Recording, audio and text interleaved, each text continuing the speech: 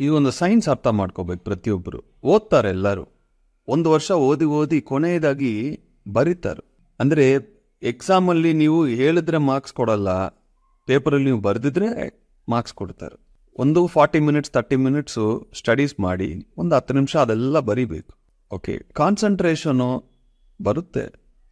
ಒಂದು ಚಿಕ್ಕ ಬ್ರೇಕ್ ತಗೊಳ್ಳಿ, ಒಂದು 5 ನಿಮಿಷ, ಮತ್ತೆ ಕೂತ್ಕೊಳ್ಳಿ, ಮುಖದಲ್ಲಿ ನೀರು ಹಾಕಿ ಮತ್ತೆ ಕೂತ್ಕೊಳ್ಳಿ.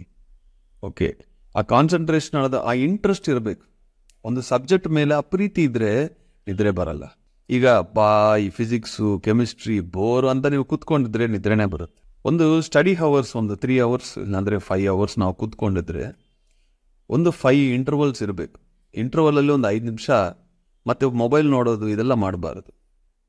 ಅಲ್ಲ, 5 ನಿಮಿಷ ಧ್ಯಾನ ಮಾಡಿ, ಇಲ್ಲಾಂದರೆ ಹೊರಗೆ ಹೋಗಿ ಜಸ್ಟ್ ಆ ನೇಚರ್ ಗಾಳಿಯನ್ನು ತಗೊಳ್ಳಿ. ಓದಬೇಕು ಬರೀಬೇಕು, ಆವಾಗ ನಿದ್ರೆ ಅನ್ನೋದು ಬರಲ್ಲ.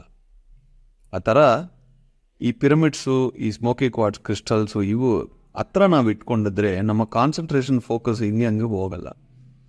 ಬರೀ ಒಂದು 40-50% ತಗೋರೆಲ್ಲ 80-90% ತಗೋದು ಎಷ್ಟೋ ಸ್ಟೂಡೆಂಟ್ಸ್ ಇದ್ದಾರೆ. ಓಕೆ, ಫೋಕಸ್ ಮಾಡಿ.